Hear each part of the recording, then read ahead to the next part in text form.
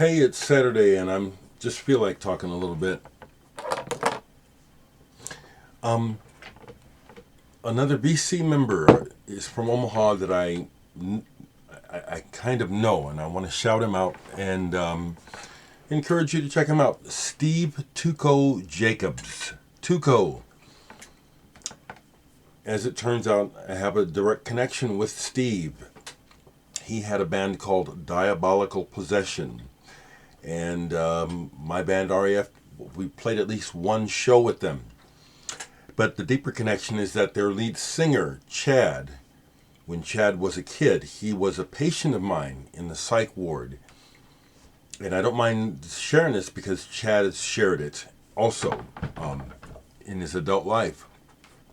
Chad is an example of one of the kids that I would have to protect from the other staff and also from the barbaric practices of the mental health system.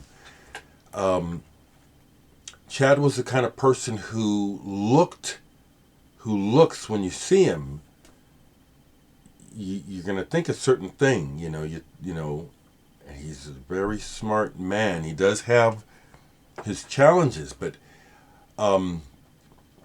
I bonded with him, so he's kind of like there are many people in the punk rock community here in Omaha. They're all grown now, but they're like my bastard kids. They're like my stepkids.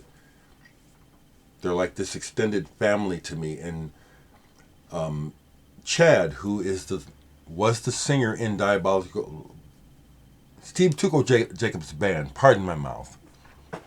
I will eventually deal with the mental health system and get some false teeth. I will eventually. Not looking forward to it. But I wanted to shout out Steve. He has got a channel, and I didn't realize he was such a collector. He's a real music nut.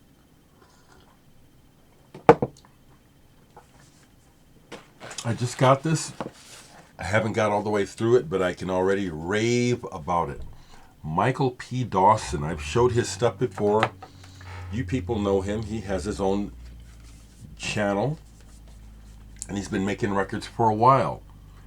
This is his new one, Rat's Alley. Michael is up to something, and there's a whole thread of something going on behind what he's doing besides the music. I don't know what it is. I'm not always that interested, but when people make records, not everyone, but a lot of people, when they make records, they put all kinds of shit into it. And they're lucky if one listener picks up on this stuff. I put stuff directly in the music, but a lot of this other afterthought and connections to literature and stuff, I don't think about that so much, but I think that's happening here with what Michael is doing. Correct me if I'm wrong, Michael. It seems like there's a whole lot going on with this music that has to do with other stuff. The sound right away I love because to me it's like you're doing what Frank Zappa was doing with the synclavier, virtual instruments, and you have some wild ideas and you can compose. I haven't gotten to the 18-minute tour de force yet, but I can heartily recommend Rat's Alley by Michael P. Dawson right away. Okay? Now, one of you has been asking me about modern music. What do I like that's modern? Well, I can tell you this.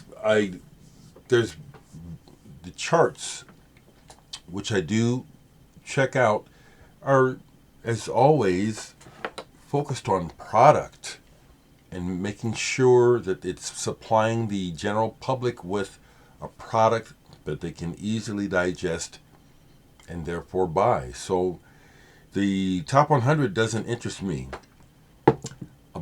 Another band that I caught wind of, there's a lot, I can't always remember them, but Black Midi, have you heard of Black Midi? Now that is much more interesting to me personally than, say, like Black Pumas. So I haven't seen the records in the local store here. Matter of fact, I was talking to one of the buyers at Homer's and mentioned Micaiah McCraven. I would have thought by now that people in the know in music would know. He had never heard of him. So I asked him to please get on the stick and order some of that.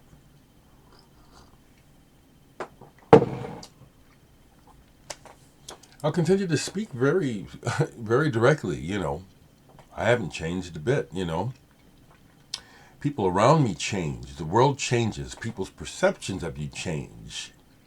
That's really what changes. And so then dealing with that is what you're dealing with.